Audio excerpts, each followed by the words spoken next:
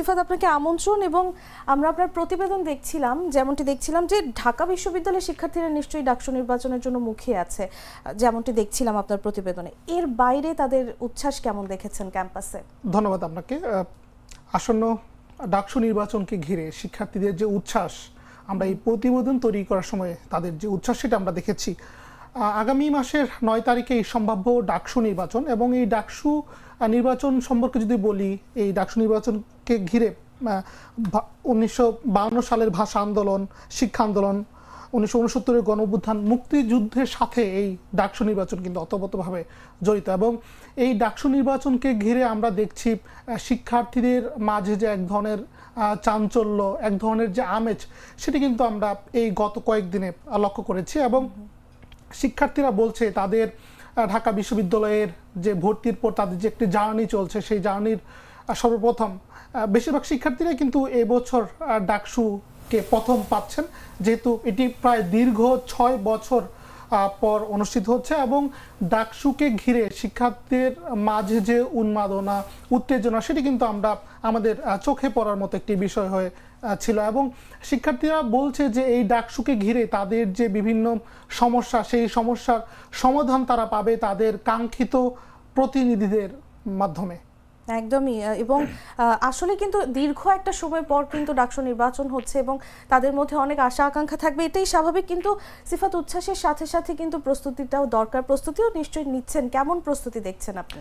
জি, শিক্ষার্থীদের প্রস্তুতির বিষয়টি যদি বলি, যে দীর্ঘ 6 বছর পর তাদের ডাকসু নির্বাচন আসছে, সেক্ষেত্রে শিক্ষার্থীরা যারা প্রার্থীরা রয়েছেন তাদের ব্যাকগ্রাউন্ড চেক করছেন, তাদের সাথে যে ব্যক্তিগত যোগাযোগ সেটি রক্ষা করছেন, এবং তারা জানার চেষ্টা করছেন যে যেহেতু ডাকসু নির্বাচন শিক্ষার্থীদের একটি নির্বাচন, যেখানে শিক্ষার্থীদের প্রতিনিধি হয়ে যারা প্রার্থী থাকেন তারা তাদেরকে নিয়ে কাজ করে থাকেন, সেক্ষেত্রে তারা তাদের যে কাঙ্ক্ষিত প্রার্থী বা তাদের যে কাঙ্ক্ষিত নেতৃত্ব সেটি কিন্তু তারা খুঁজে চলছেন, যাদের মাধ্যমে তাদের যে বিভিন্ন ধরনের সমস্যা হয়ে থাকে বিশ্ববিদ্যালয় কেন্দ্রিক, আবাসন সংকট বলা যেতে পারে, যাতায়াত সংকট বলা যেতে পারে, বিভিন্ন সংকট মোকাবেলা করতে বা সমাধানে তারা তাদের যে প্রার্থী বাছাই, সে প্রার্থী বাছাইকে ঘিরে তারা তাদের সাথে মত বিনিময় করছে, তাদের সাথে আলোচনা করছে। এবং সব কিছু মিলে যদি বলি, এখন তারা তাদের যে প্রস্তুতি, সেই প্রস্তুতি অনুযায়ী তারা তাদের কাঙ্ক্ষিত প্রার্থীকে কিন্তু তারা খুঁজে বেড়াচ্ছে বিভিন্ন মাধ্যমে। একদমই। সিফাত, রাজনৈতিক পরিবর্তন এসেছে দেশে, এমন পরিস্থিতিতে আপনি শিক্ষার্থীদের সঙ্গে কথা বলেছেন, তাদের মতামত নিয়েছেন, তাদের চাওয়াগুলো বা তাদের প্রত্যাশাগুলো কি বলেছে তারা আপনাকে? জি, এখন তো রাজনৈতিক 5 আগস্টের পরে নতুন একটি রাজনৈতিক প্রেক্ষাপট আমরা দেখতে পাচ্ছি। এবং বিগত সময়গুলোতে যদি আমরা দেখি বা পূর্বের সংবাদগুলো আমরা যদি একটু বিশ্লেষণ করি, তাহলে আমরা দেখতে পারবো যে আমরা দেখেছি বিশ্ববিদ্যালয়গুলোতে র্যাগিং এর কালচার, গণরুম বা গেস্ট রুম যে কালচার, সেটি কিন্তু আমরা বিভিন্ন সময় দেখে এসেছি। এবং সেটিকে ঘিরে আমরা বিভিন্ন শিক্ষার্থীদের সাথে কথা বলেছি, তারা আমাদেরকে জানিয়েছে যে পূর্বে শিক্ষার্থীদের সাথে র্যাগিং হতো, এবং গেস্ট রুম যে কালচার সেটি কিন্তু তারা এখনো একটি ভীতির মধ্যে আছে। এবং তারা কিন্তু বারবারই বলছিল যে বর্তমান রাজনৈতিক প্রেক্ষাপটের পর বা এখন যে রাজনৈতিক প্রেক্ষাপটটা চলছে, তারা একটি শিক্ষার্থী বান্ধব রাজনৈতিক নেতৃত্ব চাচ্ছে।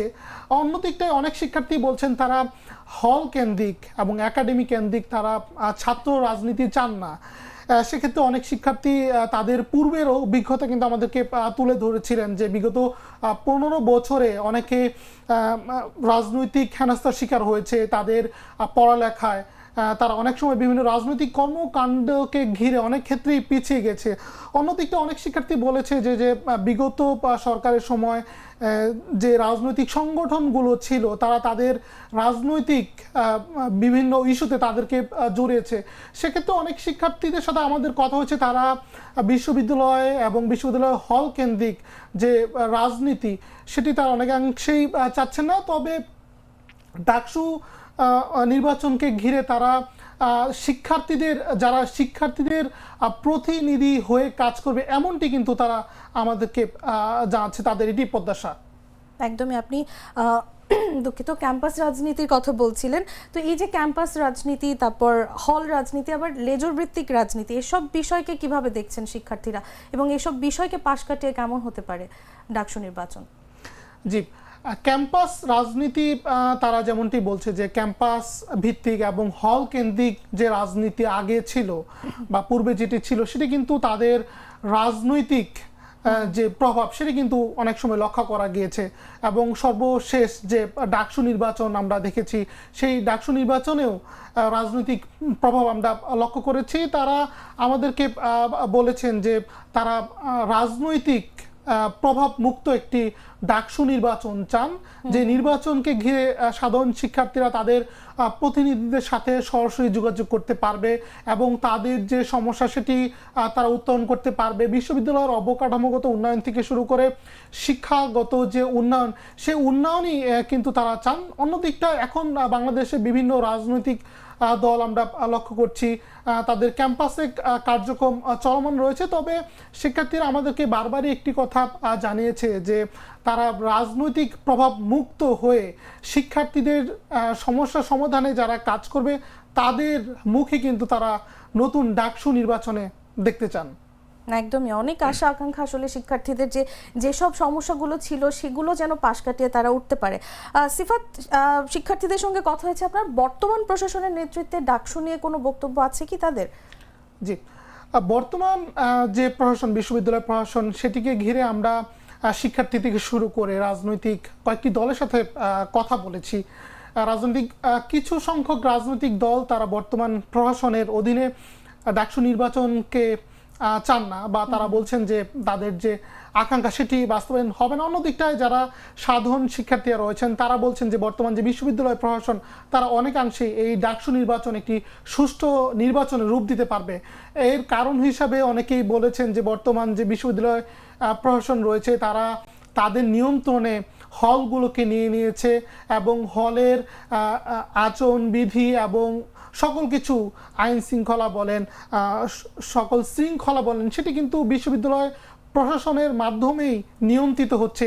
সেক্ষেত্রে শিক্ষার্থীরা আশা করছেন আগামীর যে ডাকসু নির্বাচন, সেই নির্বাচনটি বিশ্ববিদ্যালয়ের যে প্রশাসন রয়েছে তারা খুব সুষ্ঠুভাবেই পালন করতে পারবেন বা আয়োজন করতে পারবেন বলে তারা প্রত্যাশা রাখছেন। একদমই, আমরাও চাই যে সুষ্ঠুভাবে, যেহেতু দীর্ঘ সময় পর ডাকসু নির্বাচন আমরা পাচ্ছি, সুষ্ঠুভাবে সম্পন্ন হোক। সিফাত, আপনাকে অসংখ্য ধন্যবাদ আমাদের সাথে যুক্ত হওয়ার জন্য। আপনাকে অনেক ধন্যবাদ।